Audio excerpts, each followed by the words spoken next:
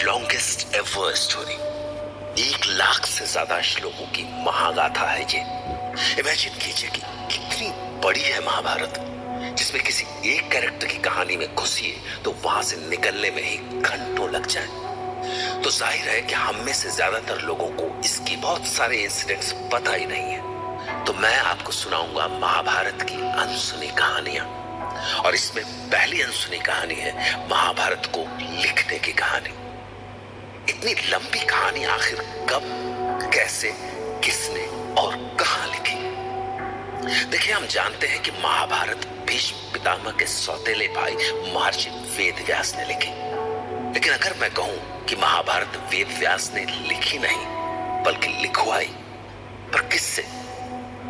तो चलिए शुरू करते हैं महाभारत लिखने की कहानी। दरअसल वेद व्यास ने महाभारत की एक एक घटना अपनी आंखों से देखी थी, पर ये इतनी कॉम्प्लिकेटेड कहानी थी कि इसे लिखना आसान नहीं था। तो वो भटकते भटकते ब्रह्मा जी के पास पहुंचे। ब्रह्मदेव, मैंने भारत की जो बरसों लंबी कथा अपनी आंखों से देखी है उसे लिखना चाहता हूं, ताकि वो कथा युगों युगों तक इस संसार को दिशा दे सके। परंतु इतनी बड़ी और उलझी हुई कथा को लिखना मेरे अकेले के वश में नहीं है।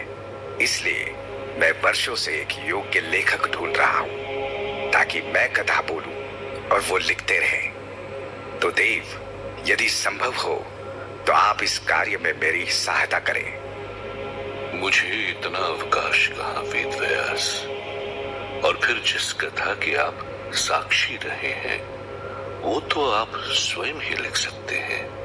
पर ब्रह्मदेव, मैं अपने मन की गति से लिख नहीं पाऊंगा, और फिर मुझे सारी घटनाओं को याद भी तो करना होगा। यदि ऐसा है तो आप महादेव के पुत्र श्री गणेश के पास जाएं। उनसे योग्य लेखक इस ब्रह्मांड में कोई नहीं। श्री गणेश का नाम सुनते ही महर्षि वेद व्यास को लगा कि उनकी समस्या का हल मिल गया। तो वो बिना देर की चल पड़े कैलाश की ओर। पर गणेश जी भी ऐसे खाली कहां बैठे थे, उनकी अपनी दुनिया थी। आखिर वो बुद्धि और विवेक के स्वामी थे, इसलिए उनका सारा समय ज्ञान की साधना में लग जाता था। तो बड़ी मुश्किल से महर्षि वेद व्यास की श्री गणेश से भेंट हुई। जय श्री गणेश, मैं बहुत विश्वास के साथ आपके पास आया हूं। आप जानते हैं कि भारत की कथा ऐसी है कि इसे लिखने के लिए आपसे योग्य और कोई नहीं हो सकता। स्वयं ब्रह्मा जी का विश्वास है कि तीनों लोकों में ये कठिन कार्य आप ही कर सकते हैं। ब्रह्मा और आपका विश्वास खाली नहीं जाएगा महर्षि, परंतु मेरी एक शर्त है, आपको उसे पूरा करना होगा। आप बताएं देव, मैं आपकी शर्त पूरी करने का प्रयास करूंगा। लिखना मेरे लिए एक तपस्या है ऋषिवर, इसलिए मैं लिखना आरंभ करूंगा तो बीच में रुकूंगा नहीं। अर्थात आपको भी बिना रुके कथा बोलनी होगी। यदि इस बीच आप रुक गए तो मैं लिखना छोड़कर चला जाऊंगा। गणेश जी की इस टेढ़ी शर्त ने वेद व्यास को फंसा दिया।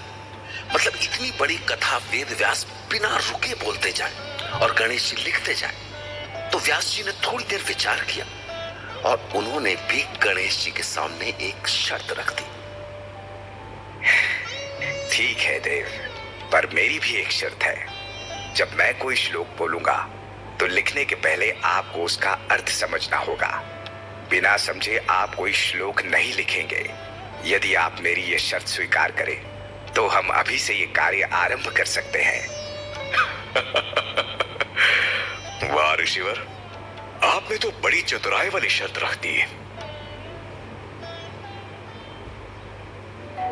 अब वेद व्यास श्री गणेश जी की शर्त मान गए थे, तो गणेश जी को भी उनकी शर्त माननी पड़ी। और फिर शुरू हुआ भारत का लेखन, और लिखने की जगह चुनी गई बद्रीनाथ की एक एकांत गुफा। लेकिन समस्या ये थी कि महर्षि वेद व्यास ने शर्त के लिए हाँ तो कर दी थी, पर वो बिना थके इतने बरस कैसे बोलते जाते? तो उन्होंने एक तरीका निकाला। तरीका ये कि जब भी वो थकने लगते, वो कोई ऐसा कठिन सा श्लोक बोल देते जिसे समझने के लिए गणेश जी को रुकना पड़ता।